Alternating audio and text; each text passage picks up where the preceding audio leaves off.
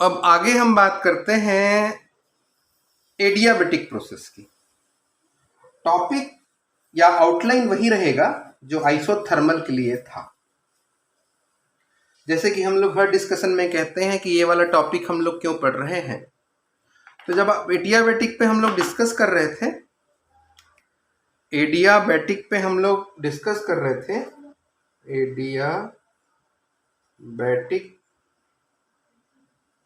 Process जब हम discuss कर रहे थे तो डिफाइन करते टाइम हमने ये कहा था कि एडियाबेटिक प्रोसेस में प्रेशर, वॉल्यूम और टेम्परेचर चेंज होता है, एक्सचेंज ऑफ हीट नहीं होता। मतलब रुद्धोष्म प्रक्रम में वास्तव में होता क्या है, ऊष्मा का आदान प्रदान नहीं होता। दाब, आयतन, ताप, ये तीनों चीजें बदलती हैं। ठीक है। एडियाबैटिक, ए का मतलब होता है नॉट, ध्यान रखिए। DIA, डिया या डाइया का मतलब होता है थ्रू, द्वारा। बैट्स का या बैटिक का मतलब होता है हीट।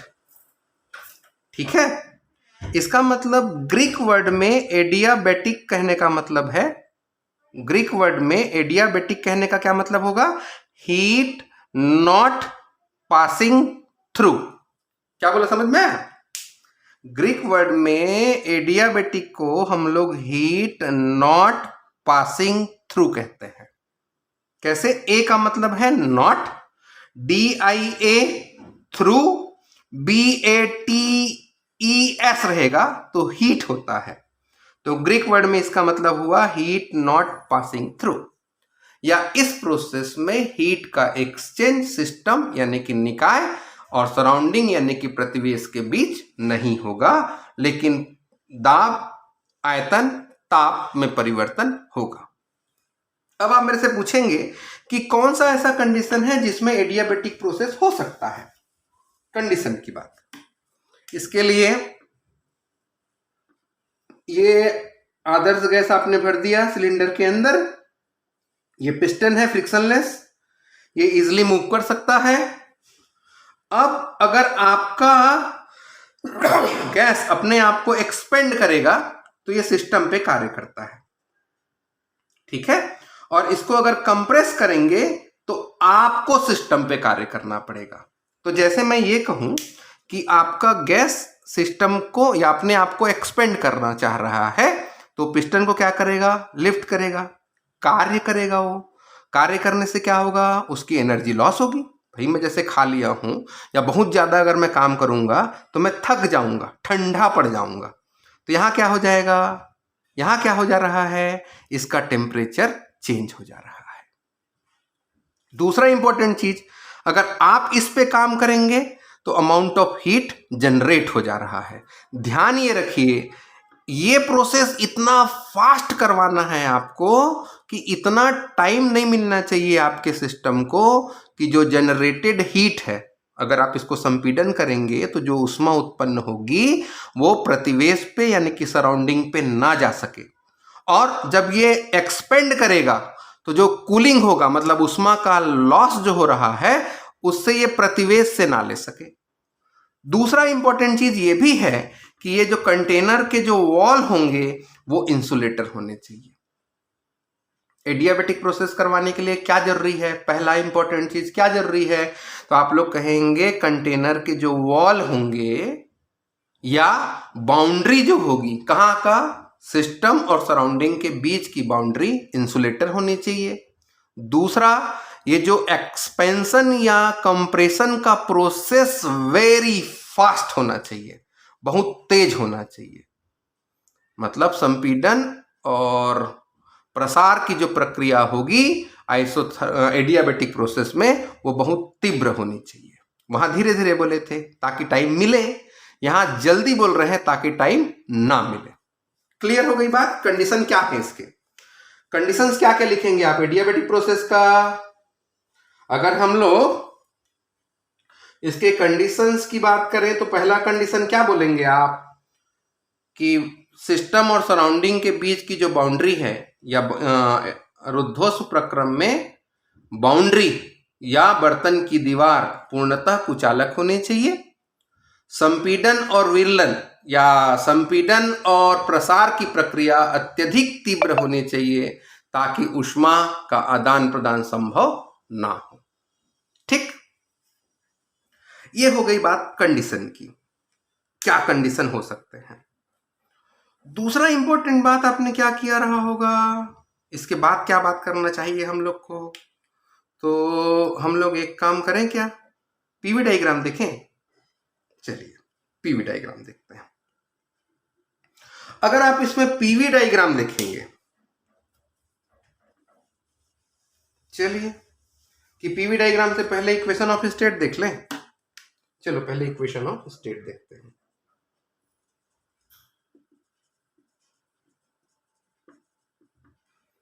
जैसे वहां आपने कहा था कि आदर्श गैस के लिए PV is equal to NRT होता है ना।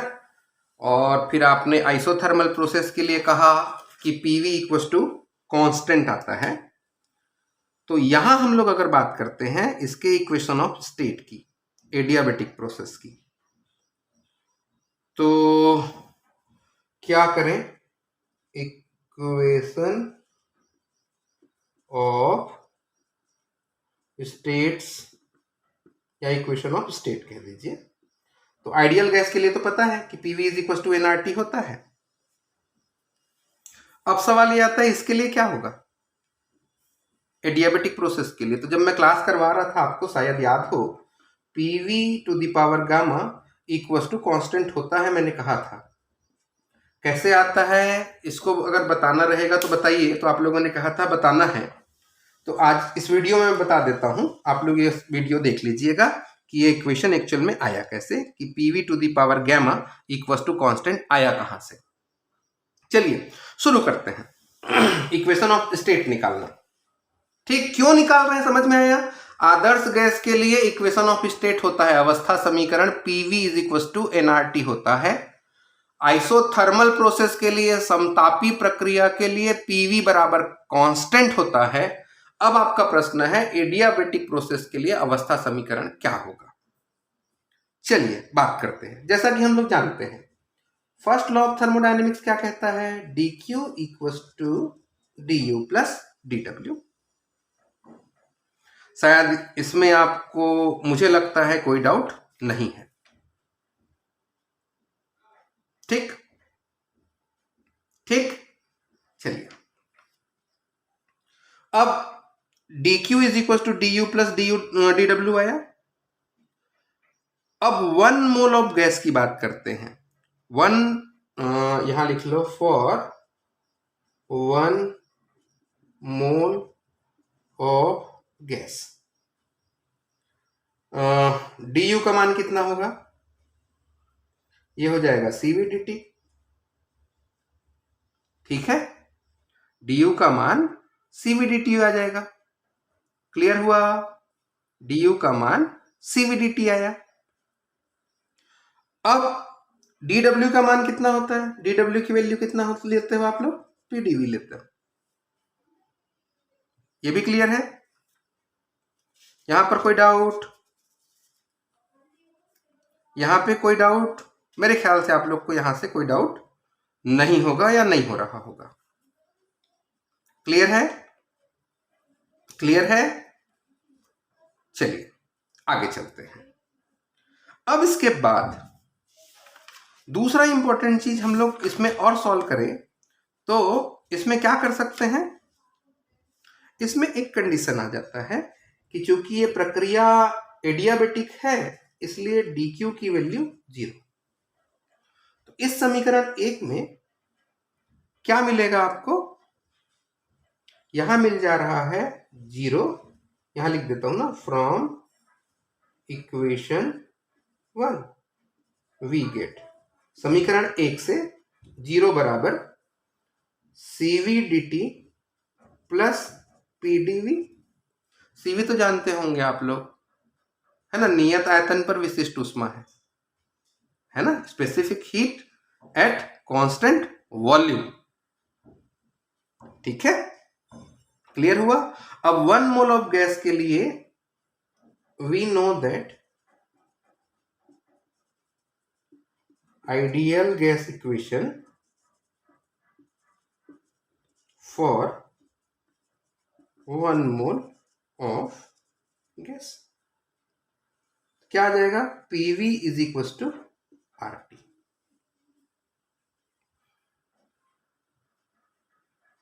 अब इसको डिफ्रेंशिएट करते हैं दोनों साइड को, यहां लिख दीजिए डिफ्रेंशिएटिंग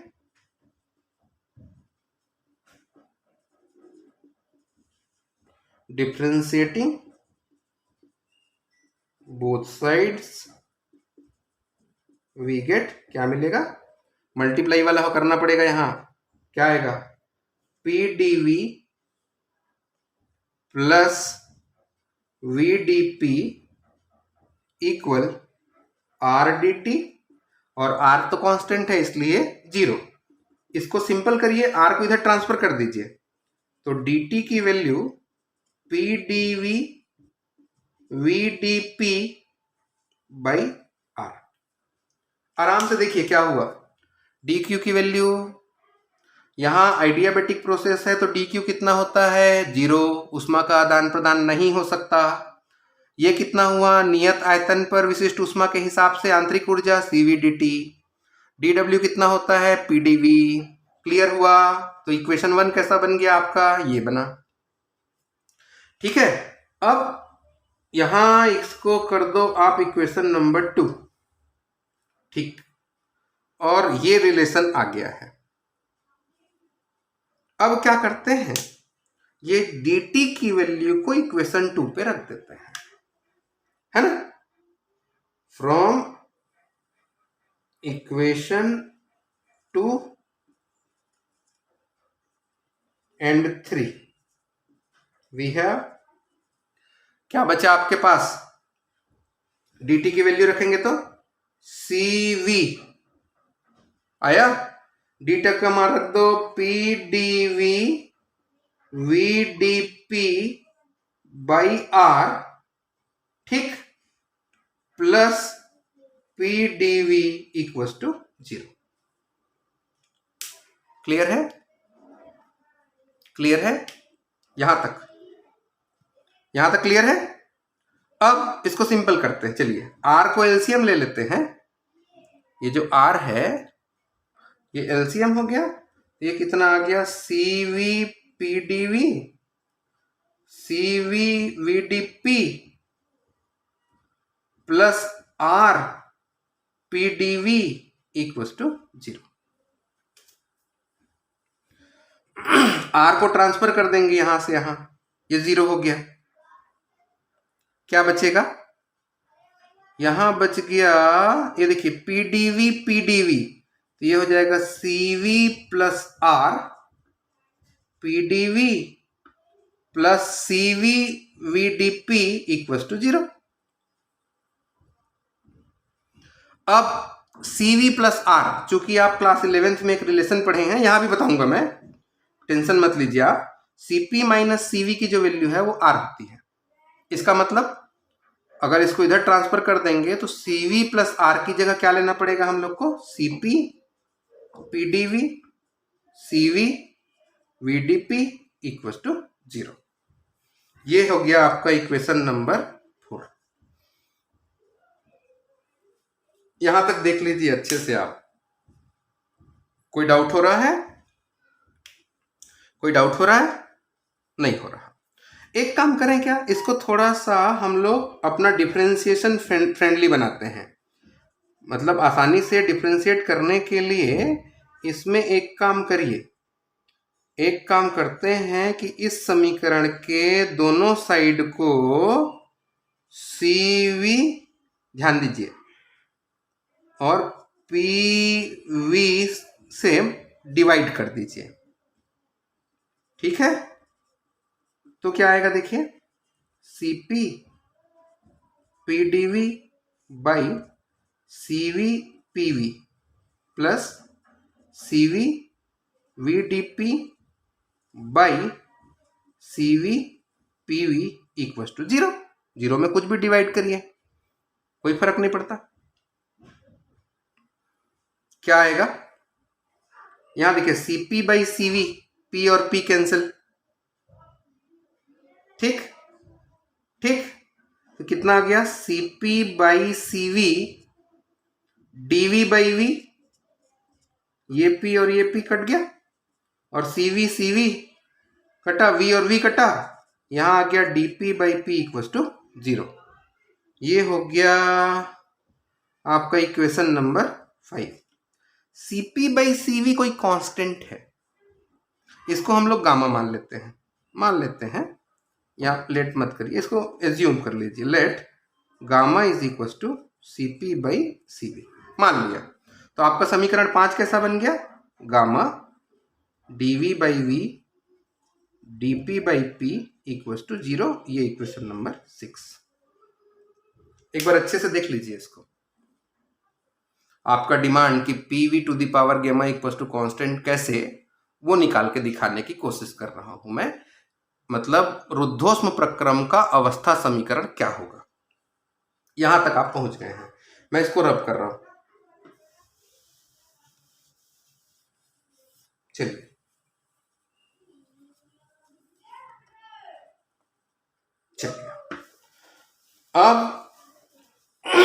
अब क्या करें? आगे चलते हैं। आगे गए तो इसको इंटीग्रेट कर दीजिए। इंटीग्रेट करेंगे gamma DV by V DP by P equal 0। अब इसके बाद ये क्या होगा? Gamma log V log P, ये 0। अब इसके बाद यहां देखिए क्या होता है। गामा log से पहले अगर कोई नंबर रहता है वो एक्सपोनेंट हो जाता है, पावर में कन्वर्ट हो जाता है। तो log V to the power gamma log P equal to 0। तो log, अब देखिए प्लस है तो ये मल्टीप्लाई, और अगर इसको ट्रांसफर किया जाए, है ना, तो यहां पे कोई इंटीग्रेशन कांस्टेंट भी तो ले सकते थे आप। इसको जब आप इंटीग्रेट करेंगे तो मान लेते हैं कोई इंटीग्रेशन कांस्टेंट C आ रहा है।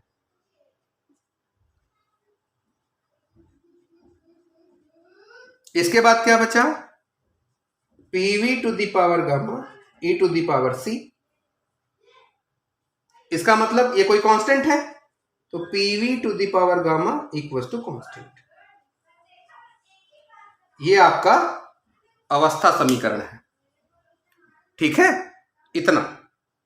और इसको अलग अलग टर्म में भी आप लिख सकते हैं, P और T के टर्म पे भी लिख सकते हैं चाहे आप तो, या फिर V और T के टर्म पे भी लिख सकते हैं, ठीक है। इसके बाद और इन सब चीज को आप ट्राई करेंगे।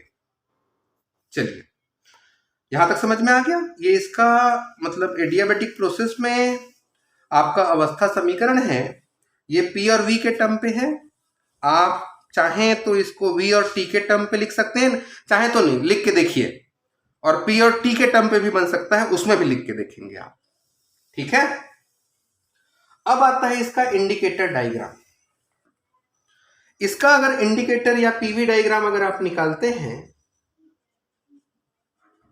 PV डायग्राम अगर निकालेंगे तो ये V है, ये P है, और इसका ग्राफ कुछ इस तरीके से बनता है, ठीक है। PV डायग्राम इसका ऐसा होगा। अब अगर आप यहां इस पॉइंट पर अगर स्लोप निकालना चाहेंगे तो एक टेंजेंट ड्रॉ करेंगे। ये एंगल मान लेते हैं फाई है, वहां थीटा लिए थे, यहां फाई ले लिए हैं, टेन फाई ही निकालना है। तो यहां अवस्था समीकरण कितना हुआ? PV to the power gamma equal to constant. Differentiate करिए तो DP V to the power gamma plus P gamma V to the power gamma minus 1 DV equal to 0। Doubt मेरे ख्याल से आपको नहीं होगा। ये मल्टीप्लाई वाला टर्म है, तो इसको अगर करेंगे डिफ्रेंशिएट तो एक्स एन माइनस वन वाला कॉन्सेप्ट नहीं रहता। खैर आप लोग तो अच्छे से जानते हैं, उसको एक्सप्लेन करने की जरूरत शायद नहीं है। क्लियर हुआ? अब dp v to the power gamma plus gamma p, यहां पे क्या आ रहा है, v to the power gamma minus one dv equal to 0। Transfer कर देते हैं, ट्रांसफर कर दें तो जब इस टर्म को इधर ले आएंगे आप, उधर ले जाएंगे आप, तो ये माइनस में हो जाएगा। अब dp बटे dv निकालना है, तो minus gamma p v to the power gamma minus one बटे v to the power gamma. अब यहां पे ये देखिए ये माइनस में है, तो डिनोमिनेटर में जो नंबर है ऊपर जाएगा तो माइनस करना पड़ेगा इन दोनों को ना, तो gamma p v to the power gamma minus one minus gamma, तो गामा ये दोनों cancel, minus p v to the power minus one, और माइनस वन कहने का मतलब क्या होता है जी, गामा p बाई v। ये क्या निकल गया, dp बाई dv। इसी को हम लोग क्या बोलते हैं, इसका स्लोप। ये किसका स्लोप निकला, किसका स्लोप निकला, एडियाबेटिक प्रोसेस के पीवी डायग्राम का ये स्लोप है। वहां भी स्लोप निकाल चुके हैं आप आइसोथर्मल में, दोनों की जरूरत पड़ने वाली है। ठीक है, हम आगे स्लोप पे ही डिस्कस करने वाले हैं या स्लोप को कंपेयर करने वाले हैं। चलिए आगे चलते हैं। क्या बच गया, क्या बच गया? इसके बाद आप लोग सोच रहे होंगे कि अगर क्या बता दूं इसमें, फर्स्ट लॉ ऑफ थर्मोडायनेमिक्स बताऊं? चलो फर्स्ट लॉ ऑफ थर्मोडायनेमिक्स बता देते हैं। एडियाबेटिक प्रोसेस में फर्स्ट लॉ ऑफ थर्मोडायनेमिक्स क्या हो सकता है? तो फर्स्ट लॉ ऑफ थर्मोडायनेमिक्स क्या आएगा भैया, dq du dw। इसमें dq की वैल्यू 0, तो 0 is equal to du plus dw होगा, या इसको और इजी वे में कहें तो dw is equal to minus du आएगा। कैसे, कैसे?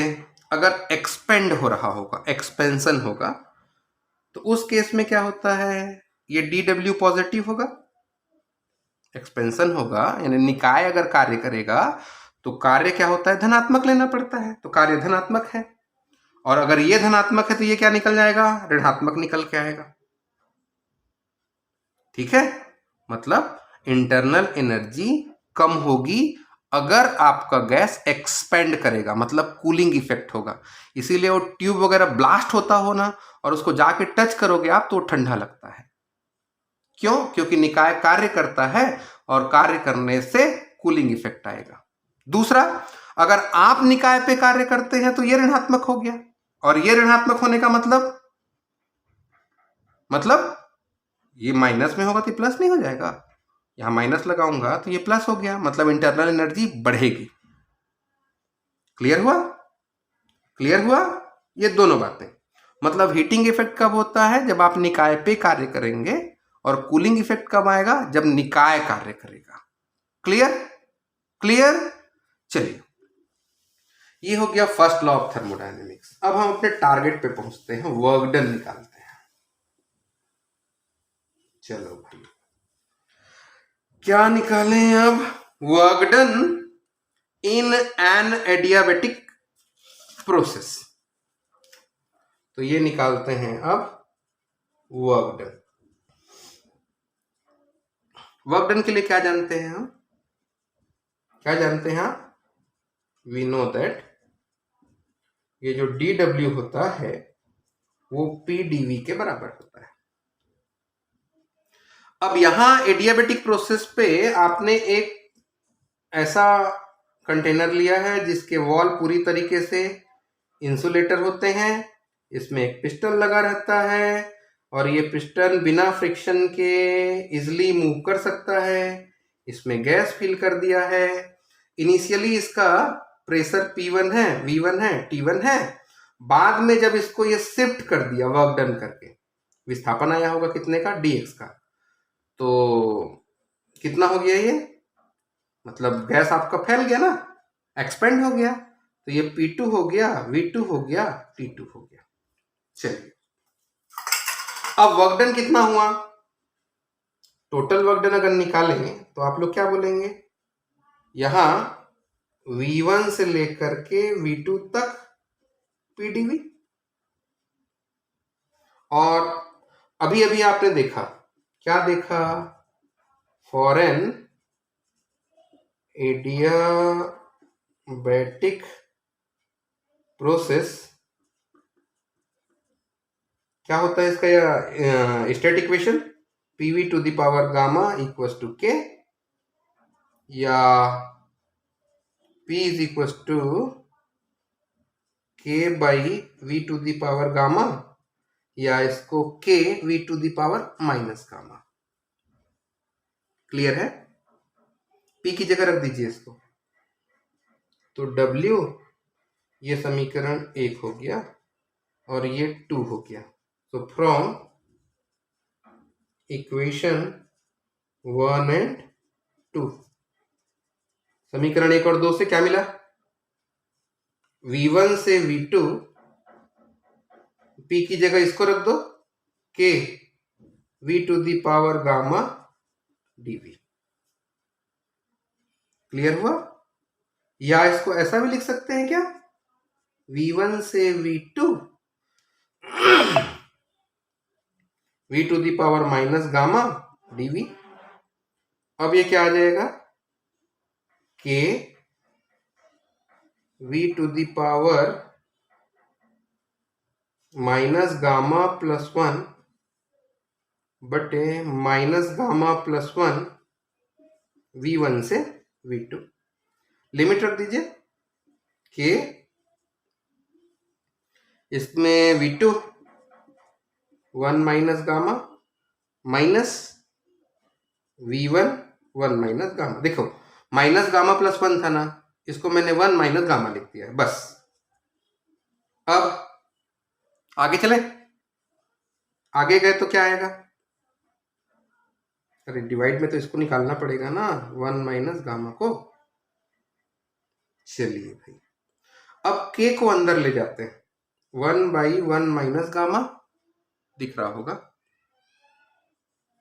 ये हो गया K V2, ठीक है, into V2 to the power minus gamma minus K V1 to the power minus gamma. इसको ध्यान देना बेटा, ये इसको मैंने मल्टीप्लाई के फॉर्म पे इस तरीके से लिखा है, शायद आपको इसमें कोई प्रॉब्लम नहीं होगा। क्लियर है, क्लियर है। चलिए वापस समीकरण 2 पे जाइए, अगेन फ्रॉम इक्वेशन नंबर 2, इसको हटा देता हूं, अगेन फ्रॉम इक्वेशन 2 वी है, क्या है हमारे पास, PV to the power gamma equals to K होता है ना, तो P is equals to K by V to the power gamma, या इसको K V to the power minus gamma कह सकते हैं। तो बताइए P1 कितना होगा, P1 कितना होगा भाई V1 होगा। बताइए P2 कितना होगा, V2 होगा।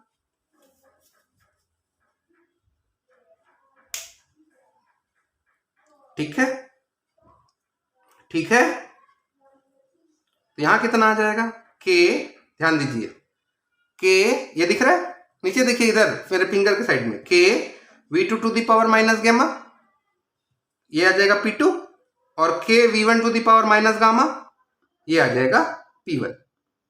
क्लियर है, ये हो गया आपका इक्वेशन नंबर 3, और इसको ले लो आप इक्वेशन नंबर 4।